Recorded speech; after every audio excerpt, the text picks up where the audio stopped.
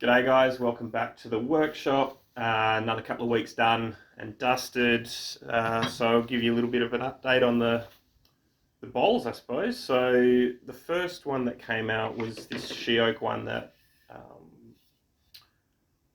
I've obviously drilled a few holes in.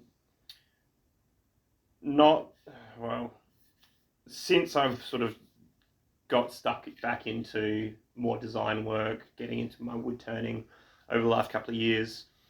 One of my mentors and someone that I look up to does a lot of texture and carving work, detail through their work, and so I've always wanted to try.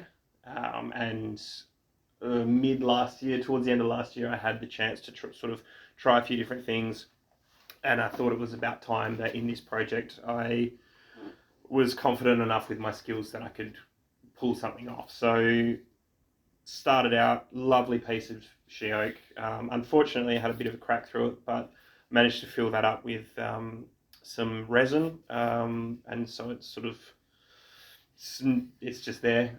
It's not too. It doesn't really stand out. But it has saved the piece because otherwise I wouldn't have been able to use it for this kind of thing. So I'm glad about that. But it's taken 24, 23 bowls to be able to have a bit more confidence in myself that I can pull off getting a very even wall thickness. Because if you're doing a bowl, this one for example, apart from the big hole in the middle, if you get your rim thickness even, if you're all over the place down here, you're not really gonna notice. If you're touching it and feeling, you might it feels a bit thicker. Whereas this, you're drilling holes in it so you can visually see the change. So if I had started off at 3mm up the top here, but then I ended at a 10mm base, you're going to notice the graduation between the holes. So that was probably the hardest part of this particular bowl, and I think I pulled it off pretty well. Personally, I feel like it would have been better if it was thinner. It's a judgment call when you're turning, and I've had enough blowouts throughout my turning life that and not just blowouts, but sometimes enough is enough, and if you go any further, you can ruin things, and that's happened, I'm sure, to you, and it certainly happened to me. So I got that turned through, and I was really happy with the bowl by itself. If I just left it there, very happy. But it was time to do some piercing work. I don't think I wanted to do. I was sort of tossing up whether just do a rim or yeah, I wasn't too sure, and eventually came across this kind of. I guess now looking at it, it's like a yin yang kind of situation. I've always been drawn to these sort of droplet shapes, so just sort of started out with a bit of pencil work, and then you just get going, and eventually it turned into this. And I think it's turned out quite well. Again, I did have the issues of, have I done enough? If I go any further, is it going to cause any major problems? I would like to do another one of these where I do the whole bowl. So it's all just holes. Thinking about it now, I couldn't have done it with this because of the foot on this. If I'd stopped there would have been a plug at the bottom, a solid plug, and I think that would have looked a little bit incomplete maybe. So if I was to do over or do something different like that, I would make sure to turn it thin and then carve some legs on the bottom, and then make sure that I continue that wall thickness throughout the base as well, so that I'll have some legs that are thicker, but then the thickness continues all the way through, so that you can have a lace pattern throughout the whole bowl. That's neither here nor there on this one, but Yeah, I learnt a whole heap about piercing work on this. It is time consuming, and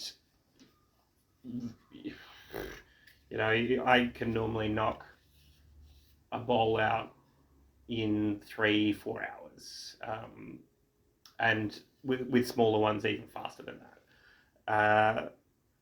The bowl wasn't too difficult on this, but shit, did I spend some hours sitting in here with my little micro motor, just drilling holes, and I'd be in the house and go, oh, I've got 15 minutes spare, so I'd run out here and do a few more, and then look, I got there eventually, and I'm really glad I put in the time and effort because I think it's come out quite well. Yeah, this has been a highlight piece of this project, just in terms of like a lot of the bowls I've done. Again, this one, for example, minus the hole in it, it's sort of just another bowl, and all I'm doing is practicing the fundamentals realistically of wall thickness and keeping your tool sharp and making sure you're cutting the grain better than this and that. Whereas I've put a bit more design effort into this, and it's been a bit of a culmination of everything into this piece. So I'm really proud of this. Yeah, and I've had a lot of good reviews and good comments from people who have seen it. So happy with this one. Look, it's still for sale if you want to buy it though. I'm not that much of a. I'm not that precious. I can make more. So we'll go into the next bowl, which there was a one in between out of macadamia, or what I was told is macadamia. I'm still tossing that one up. That one got chucked in the firewood pile because it was full of holes, or cracks, and it came apart. So, but I wasn't happy with just leaving that one as a half video. So I came back into the shed, and I had 10 minutes of walking around a bit pissed off, and then came back into the shed and started up again to make this one. So I didn't want to get stuck into anything too big, especially being in a bit of a sour mood after starting filming and it all sort of going tits up. So I had a little Jarrah disc that was an offcut from another project that I'd done. I think it was off of the cake stand that I made, which is in my videos if you want to watch that. So it was small. Again, coming off the back of this Shirk one, I wanted to do something a little bit different. I wanted to try something new. So I thought doing a rim on a bowl, because I haven't really gone down that path of detail work in the rim, apart from just a straight cut. So this is very much outside of what if you gave me free rein, I would probably not do this. But I think it's come out quite nice. It's cute, it's soft, and I am quite happy with it. It's a really nice piece of Jarrah. It's a nice little bowl. I had it was a bit more troublesome, a bit more difficult getting proportions right. I don't think I did get them quite right. This rim could have probably been a little bit smaller. I also had issues with the filming where I thought I had pressed record and I'd actually turned my record off, which was the majority of turning the outside, including this rim. So I apologise for that.